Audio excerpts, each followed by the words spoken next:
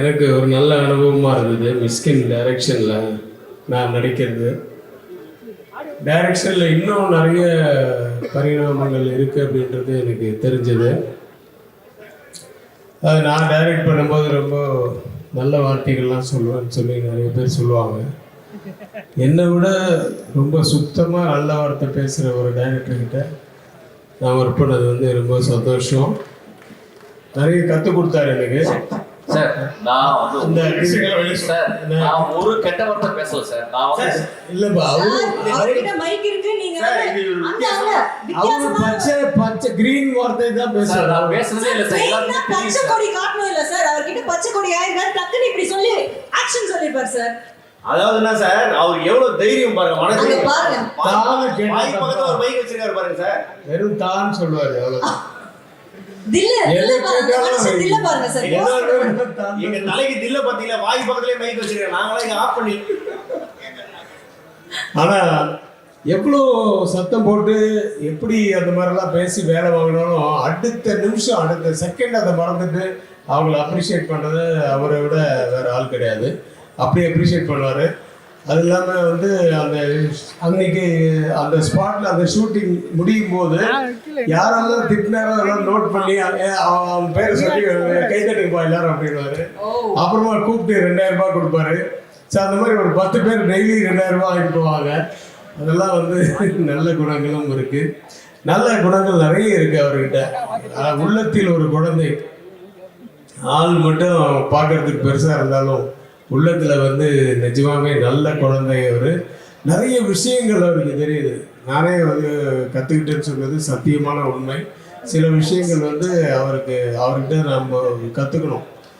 அது ஒரு டைலாக் ஒன்று சொல்லி ஒரு லெங்க்தியான டைலாக் சொல்லிட்டு சரி சார் இப்போ இது ஒரு ஸ்டார்ட் கேமரா ஆக்ஷன் சொல்லுங்க அப்படின்னு அது ஆக்ஷன் சொல்லிகிட்டே இருக்கும்போது பாதியிலே திரும்பி பார்த்தா போயிட்டு இருப்பார். இல்லை சார் அது அங்கிருந்து இப்போ சொல்லுங்க அப்படின்னு வேற ஆங்கிள் போயிடுவார். என்ன சார் ஒரே இடத்துல நின்னா போர் அடிக்குது சார் அப்படின்னு சொல்லி போயிடுவார்.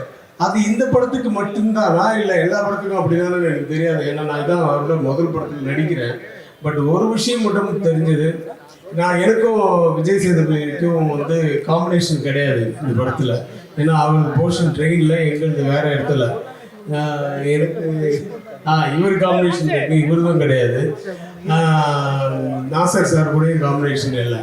ஆனால் அந்த விஜய் சேதுபதி சார் நடித்த அந்த போர்ஷன்ஸை போட்டு தான் எங்களுக்கு வந்து அந்த ஆன்சர்ஸ் எடுப்பாங்க. அப்போ என்ன தெரிஞ்சதுன்னா அது ஒரு ஃபாஸ்ட் பேசிங் இருக்கும். நல்ல ஒரு ஸ்பீடான ஒரு படமாக இருக்குன்றது மட்டும் எனக்கு நல்லா தெரியும். ஏன்னா நான் ஃபுல் படம் பார்க்கல, டப்பிங்கில் என் போர்ஷன் மட்டும் தான் பண்ணேன். நிஜமாக ஒரு நல்ல ஸ்பீட் இருக்கும். ட்ரெயின் வந்து அங்கங்கே நிறைய லெவல் கிராசிங்கில் நின்று தான் வரும். அது மாதிரி நிறைய அந்த ஓடிடி சேட்டலைட் இது மாதிரி நிறைய கிராசிங் இருக்குல்ல, அதனால் வரும். ஆனால் போய் சேர வேண்டிய இடத்துல கரெக்டாக சேர்ந்து வெற்றி அடையணும் அப்படின்ட்டு எல்லாம் உள்ள இறைவனை வேண்டி வாழ்த்துக்கிறேன். நன்றி, வணக்கம். என் கலை குடும்பத்துக்கும் என் பத்திரிகை குடும்பத்துக்கும் இங்கே வந்திருக்கிற அனைவருக்கும் இனிய மாலை வணக்கம். Happy evening. ஒரு தாய் தந்தை அவங்களோட குழந்தை ஒரு மிகப்பெரிய வெற்றி அடையணும்னா அதுக்கு முக்கிய காரணம் அந்த தாயும் தந்தை தான். அந்த வகையில இந்த படத்தோட தாய் யாருன்னா அந்த தங்கமான தானுஷா. கிங் மிடாஸ் எனக்கு தெரியும், நான் படிச்சிருக்கிறேன். எதை தொட்டாலும் தங்கமாகும். அந்த மாதிரி இந்த தாய் எதை கேட்டாலும் கொடுப்பாரு, கொடுத்திருக்கிறார். இந்த ஒரு பிரம்மாண்டமான ஒரு தயாரிப்பு. அவரோட படங்கள் எத்தனையும் எல்லாமே ஹிட்ஸ் தான். சும்மா ஸ்டைலா சொல்லணும்னா கபாலிடானா தானுடா, அதான் தானுஷா நம்ம இண்டஸ்ட்ரிக்கு ஒரு மிகப்பெரிய கிரேட் ப்ரொடியூசர். Thank you sir. தையல்காரனுக்கு அப்புறம் மறுபடியும் இப்போ ட்ரெயின். தந்தை always the tough guy, the great master or Mysskin sir. he knows everything. நிறைய படிப்பார். மிஷ்கின் சார் ஆஃபீஸ் போனால் புக்ஸாக இருக்கும். அத்தனையும் படித்து அந்த நாலேஜ் அவ்வளோ இருக்கு. that's why he is a man of confidence. அதனால தான் he creates magic. அவரோட மேஜிக் தான் இந்த ட்ரெயின். பாருங்க, he is not only the director, he is also the music director. இன்னைக்கு விழா நாயகனும் அவர் தான். thank you sir. after Thupparivaalan again train. படத்தோட கதாநாயகன் விஜய் சேதுபதி சார். விஜய் என்றாலே வெற்றி தான். விஜய் சேதுபதி சாருக்கு இது ஒரு பியூட்டிஃபுல்லான, நான் பார்த்தேன், ஃபேண்டாஸ்டிக்கா பண்ணியிருக்காங்க விஜய் சேதுபதி சார். இது வந்து அவரோட ஒரு டிஃப்ரெண்ட் ஆக்டிங், இதுவரைக்கும் அவர் பண்ணாதது நான் பார்த்தது இந்த படத்துல. I wish this entire team full success. Thanks to all. God bless. So happy to be part of this project. ஒரு so many stars. இப்போ நீங்கள் பார்த்தா தெரியும் அவ்வளோ பேர். All are big stars. Legendary producer and Mishkin, legendary director and now legendary actor too. So அப்புறம் அவ்வளோ நல்ல நல்ல ஆர்டிஸ்டுகளோட ஒர்க் பண்ணுறதுக்கான ஒரு பெரிய வாய்ப்பு.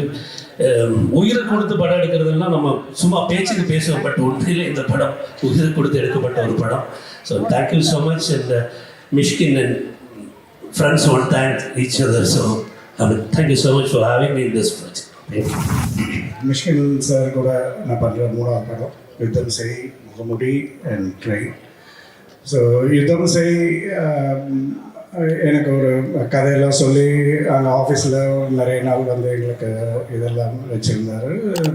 அதுக்கப்புறம் முகமூடி டைமில் வந்து எனக்கு அந்த கேரக்டருக்காக கிட்டத்தட்ட ஒரு 1 year குங்ஃபு அது இது எல்லாம் ப்ராக்டிஸ்லாம் பண்ணோம்.